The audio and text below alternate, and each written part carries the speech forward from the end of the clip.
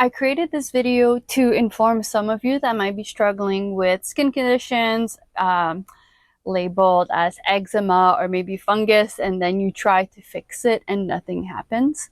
How I found out took me 15 years, almost 15 years, so I hope that maybe this video can help some of you. Started off with a small rash that I had here probably like 14, 15 years ago. I went to see an allopathic doctor and he said that it was fungus, gave me anti-fungus cream. I put it on, nothing changed. It actually just got worse, where it just basically became more irritated. I gave up on it, and then I hoped that maybe it would just go away. Finally, like 3 years later, it just kept spreading more and more. At this point, I went to see a few other sort of like nutritionists and alternative medicine, like Chinese medicine doctor and all of that stuff. And then I got a different diagnosis, such as eczema, which that for me made a little bit more sense, considering I had really bad asthma as a kid, and often when you take a lot of antibiotics, it can really affect your skin later. And so although eczema isn't fun, it made a little bit more sense for me, and I could basically support my body so that I wouldn't flare it up. And when I moved to Bali, I went to see a dermatologist just to get a different opinion, somebody that maybe is like in a different system. Sometimes, you know, it's like when you're prescribing or you're kind of like seeing rashes, like that allopathic doctor that said it was fungus, when you kind of like see something all the time, but then you're not testing it, then you're just going by experience, which doctors have a lot of experience, but I just wanted to get an accurate assessment. So I went to see a dermatologist here, and she tested twice different spots on my skin, and the labs came negative for fungus. And she said, she actually was the first one to point me in a different direction. She's like, I don't think this is eczema. And I was like, why? And she poked on my rash, and then she released, and then it went from white to red. And she's like, if this was eczema, when I would push down, you wouldn't have that kind of like white to red. It would be a little bit more like an actual rash.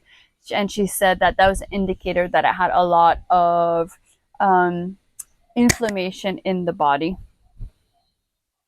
And so this was kind of like my maybe like a catalyst to really wanting to figure out like what is causing such inflammation in my body. I live a relatively healthy lifestyle. I don't eat any processed sugar or any processed anything.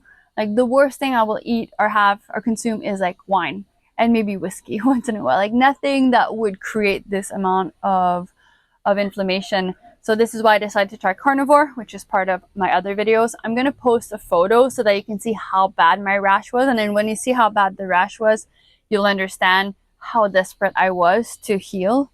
And so, yeah, after trying carnivore and speaking with my boss, he's the one that proposed oxalates. And then when I learned about oxalate poisoning and where they deposit, a lot of these rashes for me were in what I thought first were areas of like where I was wearing tight clothing. And in a way I am, but it was really where my lymphatic system was. And so the oxalate, they tend to burrow, I guess, themselves, or it tends to go in soft tissue. And I think because my lymphatic system isn't working optimally, because I had my tonsils taken out and my adenoids as a kid. And so naturally it's going to go where there's stagnation. And so I had it here, all the way here, all of the spots where the lymphatic system is. And I only realized that it was actually oxalate when it came out of one, my urine, and two, out of my nipples, which sounds super crazy. And in a way, at first, it was kind of a little bit jarring and shocking to have it. But now a lot of my rash cleared up, so I think it just had to kind of like come through and out. It's probably like 90% healed. I should take an after photo so that you can see that it's nothing where it was. But yeah, now construction has started. So that was essentially how I figured out it was oxalate poisoning versus eczema. So hopefully this video might help you get a little bit closer if this is something that you might be suffering from as well. So follow along, comment below if you have anything to share, anything else you'd like for me to share from my journey, and see you soon.